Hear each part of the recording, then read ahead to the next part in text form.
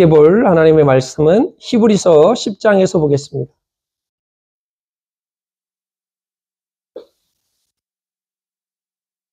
히브리서 10장 19절의 말씀.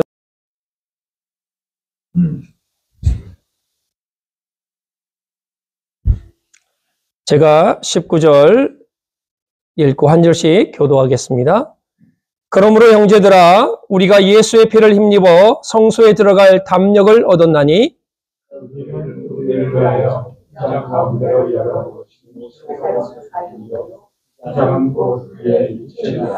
또 하나님의 집 다스리는 큰 제사장이 계심에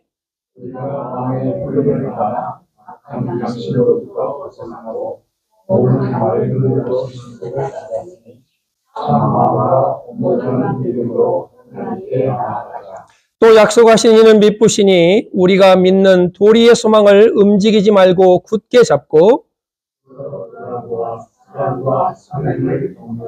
같이 읽겠습니다.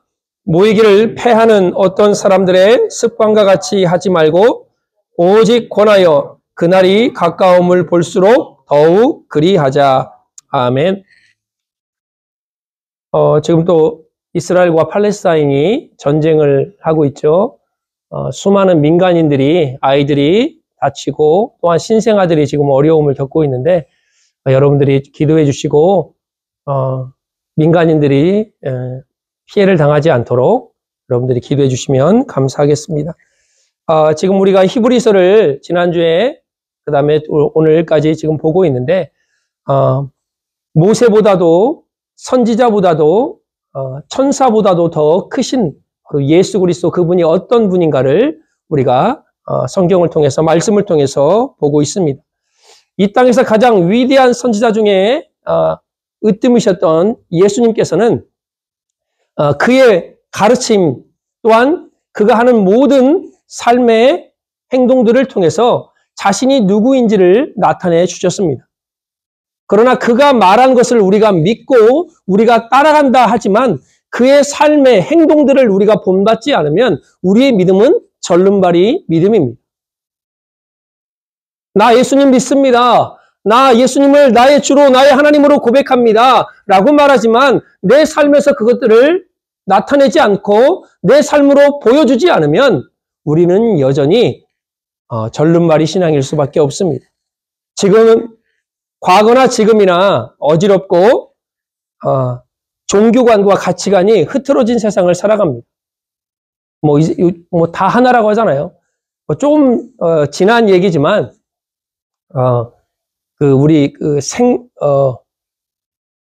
한국에서 무슨 강 막 문화 하던 때 있잖아요. 막 강을 막아서 뭘 만들고 그래서 그 어떤 대통령이 막 심각하게 막 녹조가 생기고 막 어려운 일이 있었을 때 4개 종단의 사람들이 모여서 기도회를 했습니다.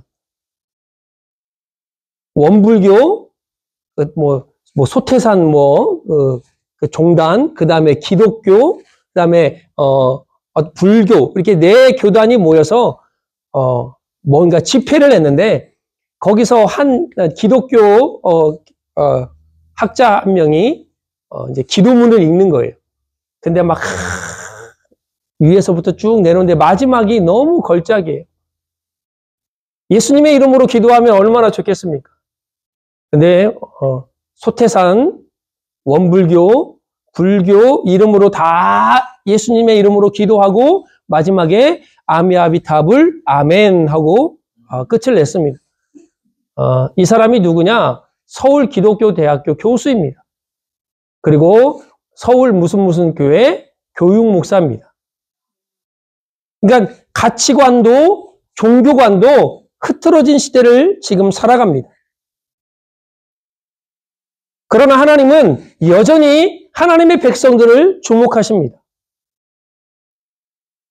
그리고 그 백성들이 예수 그리스도를 통하여 새롭고 살 길을 열어놓으신 그 길로 우리 하나님은 우리들이 걸어가기를 원하십니다. 금방도 말씀드렸지만 히브리서는 예수 그리스도가 그 어떤 천사보다, 모세보다, 대제사장보다 더 위대하신 분으로 하나님과 여러분을 중보하신 분임을 설명하고 있습니다. 그리고 자기 자신을 단번에 제물로 드림으로 말미암아 우리를 그의 사람으로 하나님이 원하시는 하나님의 자녀로 삼으셨다라고 말씀하고 있습니다. 여러분, 그 당시나 지금이나 하나님께 나아갈 길은 오직 하나밖에 없습니다. 그게 바로 예수 그리스도이십니다. 가끔 우리는 전도하다 보면 이런 얘기를 들어요. 너희 기독교는 너무나 편협적이고 독단적이라는 말을 듣습니다. 독선적이라는 말을 들어요. 왜요? 왜 산에 올라가는 길도 이렇게 올라갈 수도 있고 이렇게 올라갈 수도 있는데 꼭 니는 이 길로만 가라고 하냐. 우리 박정선 선생님 어제 자전거 타고 이렇게 사진 찍으셨잖아요. 자전거를 타고 공원을 돌 때 꼭 그 길로만 가야 됩니까? 여러 길이 있죠. 우리가 지금 오늘 우리 피스교회, 우리 필그림교회에 찾아올 때 저는 보니까 40번, 540번, 550번 타고 이렇게 와요. 어떤 분들은 다른 길로 오겠죠. 랄리에서 오신 분들은. 저기 벤슨에서 오신 분들은 또 다른 길을 타고 오겠죠. 근데 제가 안 됩니다. 550번만 타고 오십시오. 그럼 여러분 어떻게 하겠어요? 빙글빙글 돌아오는 거예요. 그래서 많은 이들이 너희 기독교는 너무 독선적이야. 왜 그 길 예수님밖에 없다고 구원받는 길이 다른 길도 많은 다른 종교도 좀 인정해야 되지 않냐라고 말하지만 성경은 단호하게 얘기합니다. 다른 이로서는 구원받을 수 없다고 말해요. 우리에게 구원하던 말은 다른 이름을 주신 일이 없다라고 말씀합니다. 내가 곧 길이요 진리요 생명이니 나로 말미암자건 아버지께로 올 자가 없다고 말씀합니다. 다른 길이 없기 때문에 우리는 그 길만을 말하는 것입니다. 오늘 저와 여러분들은 이 히브리서 기자가 단번에 자기를 들여 거룩한 피로 구원을 주신 예수 그리스도, 새롭고 살아있는 길, 새로운 살 길을 우리에게 열어주신 예수 그리스도, 그분을 히브리서는 1장부터 13장까지 우리에게 말씀하고 있습니다. 그렇다면 우리는 오늘 이 본문을 통해서 우리에게 새롭고 산 길을 내신, 새로운 살 길을 내신 그 예수 그리스도와 함께 하나님의 거룩한 보좌로 하나님의 성소로 들어가야 됩니다. 오늘 그게 19절 말씀입니다. 그러므로 형제들아 우리가 예수의 피를 힘입어 성소에 들어갈 담력을 얻었나니 주저함이 아닙니다. 두려움이 아닙니다. 우리가 너무나 잘 알듯이 구약은 지성소에 들어갈 수 있는 날짜는 딱 하루밖에 없었습니다. 1년에 한 번, 그것도 누가? 대제사장만. 만약에 다른 이들이 접근하면 그는 죽임을 당했습니다. 얼마나 두렵겠습니까? 얼마나 주저하겠습니까? 그러나 우리 주님께서요, 자기의 피로 휘장을 찍고 그 안으로 들어갈 담력을 우리에게 주셨다라고 말씀합니다. 이 길은 성경을 뭐라고 말하냐? 새로운 살 길이라 말씀합니다. 구약에 있던 그 길이 아니에요. 이 길은 예수님께서 자기 육체로 새롭게 만든 길입니다. 그리고 그 길로 가는 모든 사람은 살아나는 하나님의 역사를 경험하게 되는 것입니다. 예수 그리스도를 통해서만이 우리는 살아계신 하나님을 만날 수 있는 것입니다. 그 길을 참 마음과 온전한 믿음으로 들어가자라고 22절은 말씀하고 있습니다. 오늘 히브리서 기자는 하나님께 나아가는 그 길에 우리의 신뢰를 요구하고 있습니다. 여러분, 베드로는요, 밥이 맞도록 수고했지만 예수님의 명령 앞에 뭐라고 그가 고백합니까? 예수님, 선생님, 내가 밤이 맞도록 수고하여 얻은 것은 없지만 주의 말씀을 의지하여 내가 그물을 내리겠다라고 말합니다. 그때 어떤 일이 벌어지죠? 그물이 가득 차 찢어질 만큼 고기를 잡는 은혜를 경험합니다. 여러분, 예수님은요, 목수예요. 베드로는 어부입니다. 그렇다면 누구의 말을 들어야, 누구의 경험이, 누구의 지식이 더 실전에서 강하겠습니까? 당연히 어부죠. 목수 일을 하는 사람이 와서 깊은 데로 가서 그물을 던져요. 그러면 아휴, 뭐라 할 수도 없고 답답한 양반아, 이렇게 말하겠지만 베드로는 하나님의 말씀 앞에, 예수님의 말씀 앞에 내가 밤이 맞도록 수고하여 얻은 것은 없지만 주의 말씀 의지하여 내가 그물을 내리겠습니다라는 하나님을 향한 신뢰를 표명합니다. 여러분, 마리아 보십시오. 예수님을 잉태한다 말하는데 어떻게 처녀가 잉태합니까? 그 당시 율법으로는 당장 돌에 맞아 죽는 일입니다. 그러나 마리아가 뭐라 합니까? 주의 계집종이 오니 말씀대로 내게 이루어질 것입니다. 이 얼마나 멋진 고백입니까? 새로운 살 길을 내신 그 예수님과 우리는 담대히 하나님의 보좌로 들어가야 될 것입니다. 여러분, 이 시간 여기 예배드리러 왔잖아요. 예수 그리스도의 은혜가 아니면 우리는 이 자리에 있을 수가 없습니다. 그분께서 새로운 길을 내셔서 살 길을 내셔서 우리가 은혜의 보좌 앞으로 담대히 나아가 하나님 앞에 나와 예배하는 것입니다. 하나님은 거룩이라고 그랬어요.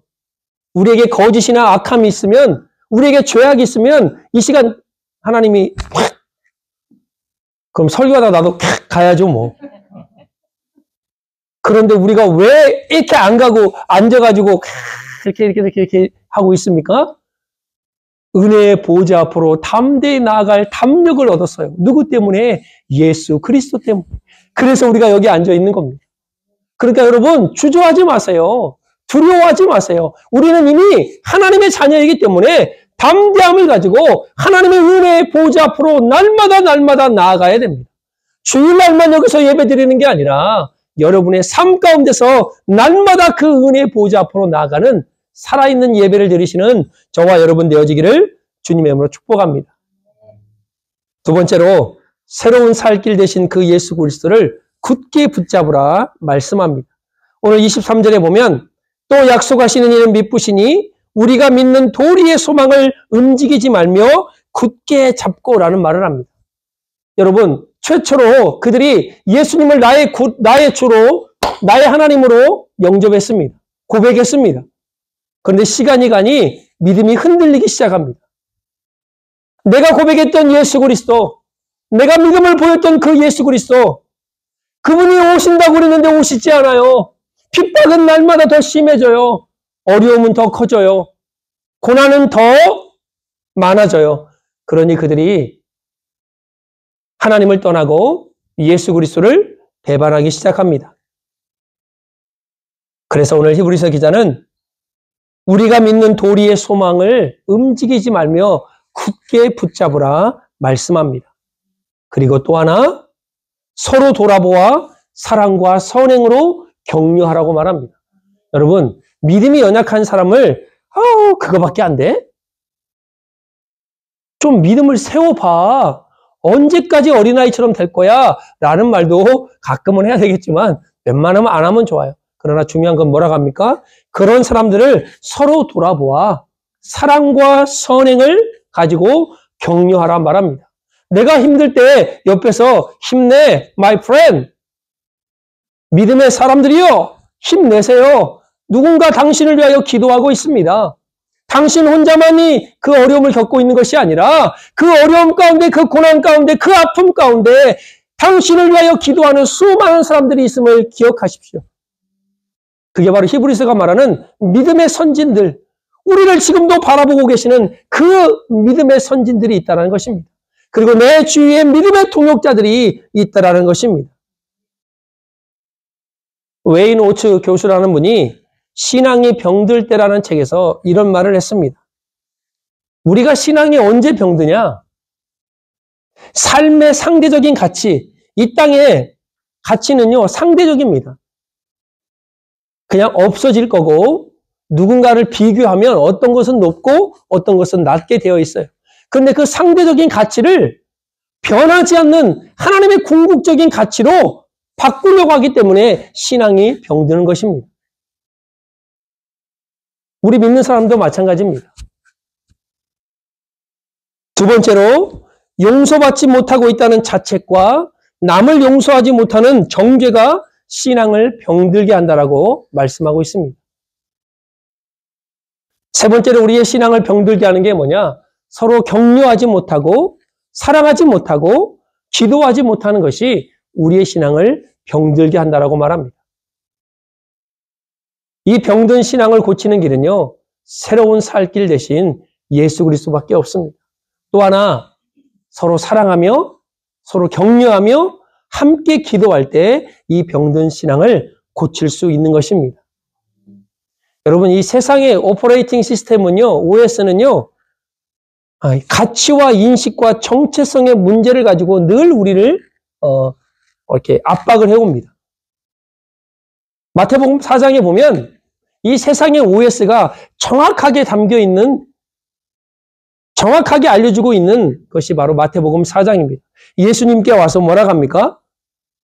나를 섬기면 천하 만국을 주겠다고 그래요. 이 돌을 가지고 떡을 만들어 보래요. 너가 하나님의 아들이 맞다면 여기서 한번 떨어져 보래요. 여러분, 세상은요, 자기가 원하는 것을 우상화 만듭니다. 그리고 그 우상에 젖어서 만왕의 왕 되신 하나님을 저버리게 되어 있어요. 또 하나, 물질이 이미 이 땅의 신이 되었어요. 이런 OS의 삶이, 세상의 OS가 그 안에도 그대로 들어와 있습니다. 그래서 큰 교회를 하면 큰 목사, 교인이 많으면 성공한 목사, 재정이 풍부하면 그 교회는 하나님께 복받은 교회, 이런 판단을 가지고 살아갑니다. 자, 반대로 한번 말해볼까요? 이제 교회를 얘기했으니까 성도님들을 얘기해볼까요? 좋은 직장에 다니면 하나님께 복받은 성도, 자녀가 잘 되면 복받은 성도, 좋은 차, 좋은 집을 가지고 있으면 복받은 성도. 이거를 뒤집어서 말하면 내가 지금 가난하면 그 사람은 하나님께 복을 받지 못한 사람이에요. 내가 좋은 집에 살고 있지 않으면 그 사람은 하나님께 복을 받지 않은 사람이에요.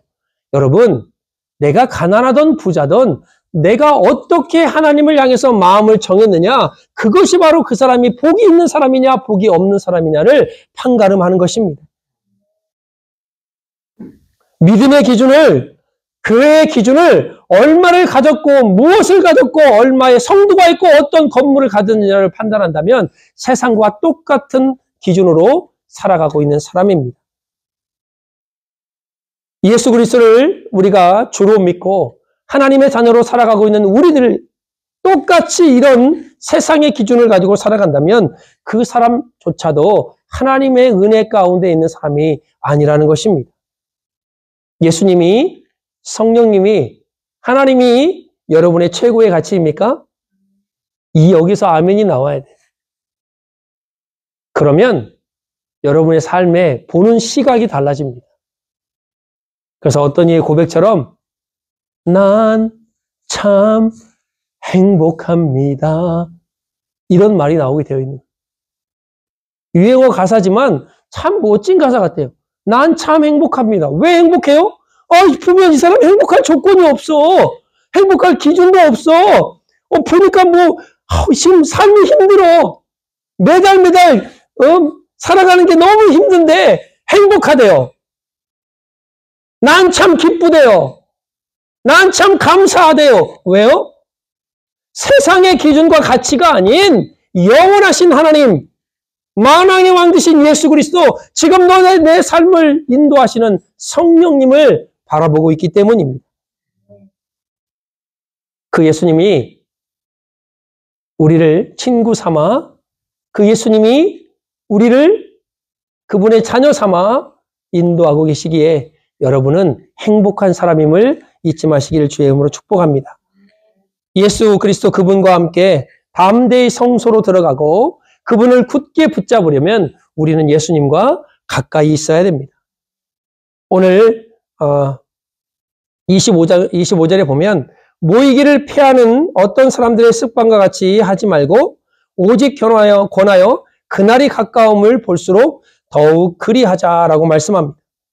그리고 35절로 넘어가 보면 그러므로 너희 담대함을 버리지 말라. 이것이 큰 상을 얻게 하느니라. 히브리서 기자는요, 우리에게 간절한 호소를 합니다. 너희의 담대함을 버리지 말고 새로운 살 길 대신 예수 그리스도와 가까이 하라는 것입니다. 여러분, 금목차흑이라는 말이 있습니다. 먹을 가까이 하면 검어져요.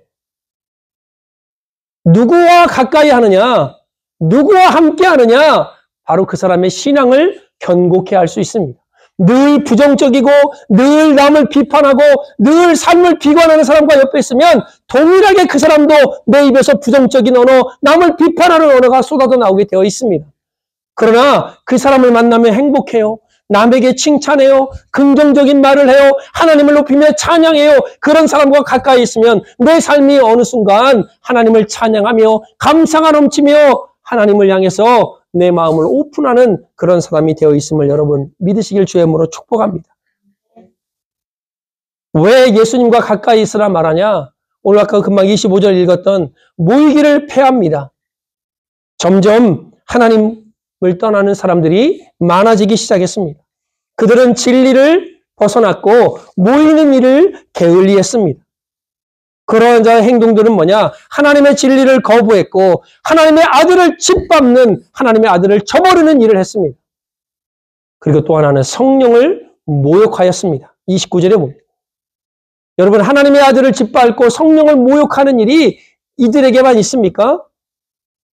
오늘 우리 안에도 그것들이 꿈틀대며 올라오고 있습니다. 그러나 하나님은 끝까지 견디는 자들도 있음을 우리에게 말씀합니다.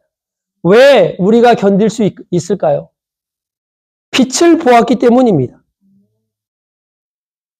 32절에 보면 전날에 너희가 빛을 받은 후에 고난의 큰 싸움을 견디어낸 것을 생각하라. 여러분, 하나님의 은혜를 경험한 사람은요, 고난과 역경을 싸워서 이길 수가 있습니다.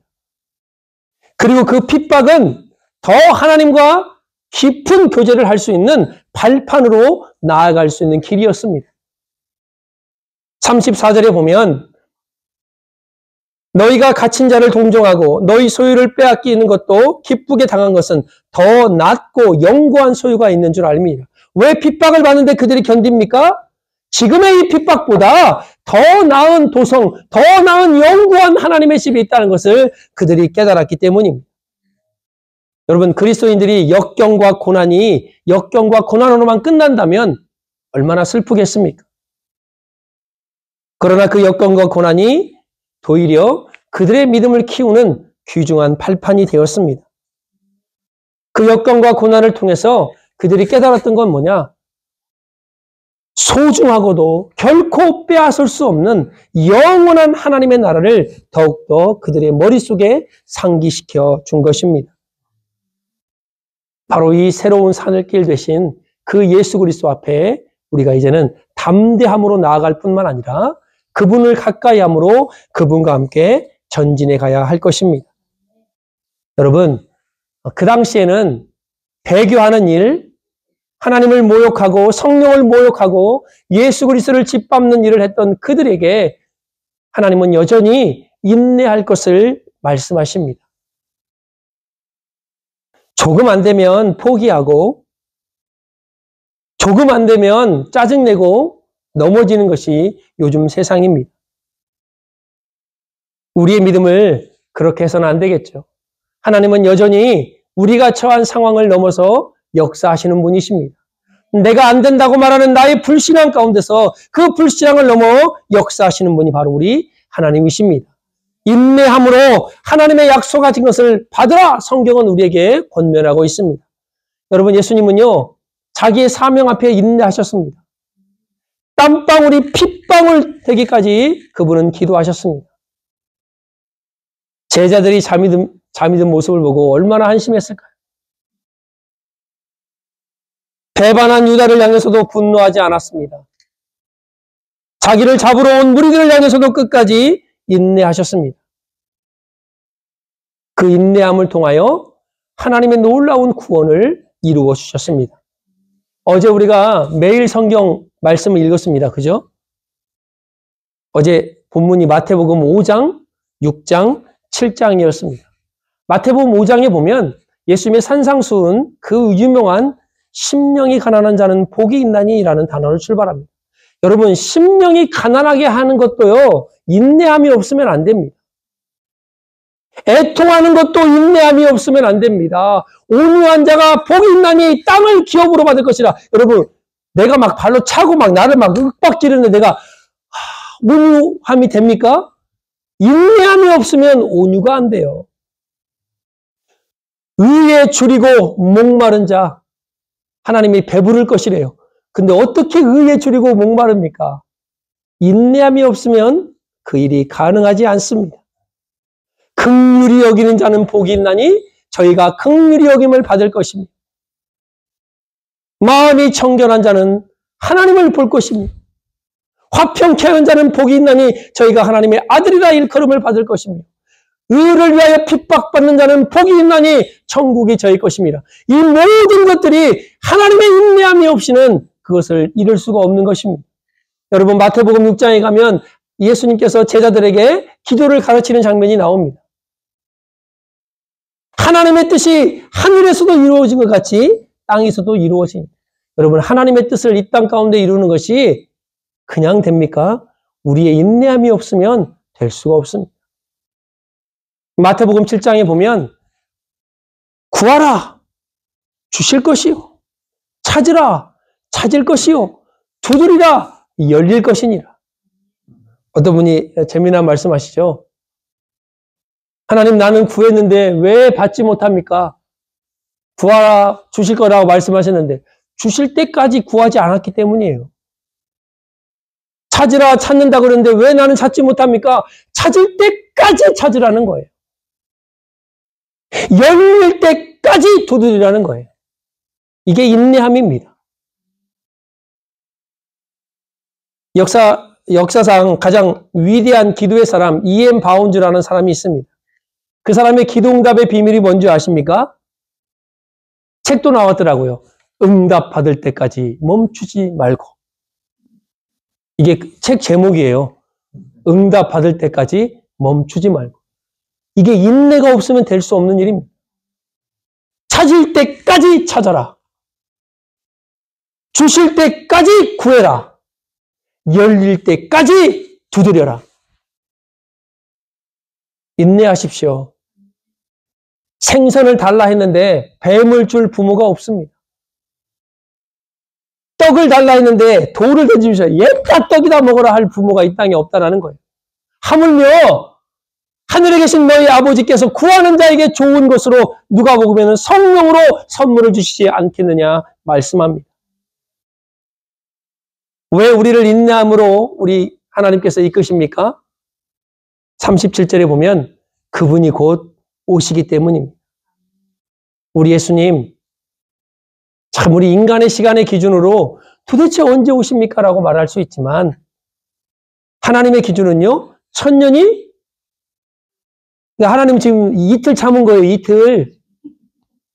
하나님 편에서는 하루가 1000년 같고 1000년이 하루 같다면 하나님 편에서는 우리 때문에 하나님은 지금 이틀을 참고 계신 거예요. 그분이 속히 오시기 때문에 우리를 인내함으로 이끄시는 것입니다. 또한 왜 우리를 인내함으로 이끄십니까? 38절에 보면 오직 의인은 믿음으로 말미암아 살리라. 바로 우리는 믿음으로 사는 의인들이기 때문입니다. 39절에 보면 영혼을 구원함에 이르는 믿음을 가진 자니라. 왜 우리를 인내함으로 이끄십니까? 구원에 이르는 믿음을 가진 자이기 때문에 우리를 인내함으로 이끄십니다.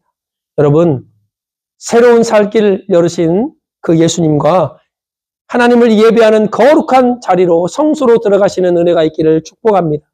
영원한 것, 이 땅의 가치와 기준이 아니라 하나님의 나라의 가치와 기준을 갖고 그 영원한 것을 굳게 붙잡고 주님과 함께 붙어 있으십시오. 그리고 인내함으로 하나님께 나아가서 하나님의 구원에 그 믿음에 이르는 하나님의 사람들이 다 되어지기를 주 예수 그리스도의 이름으로 축복합니다. 아멘. 우리 함께 기도하겠습니다.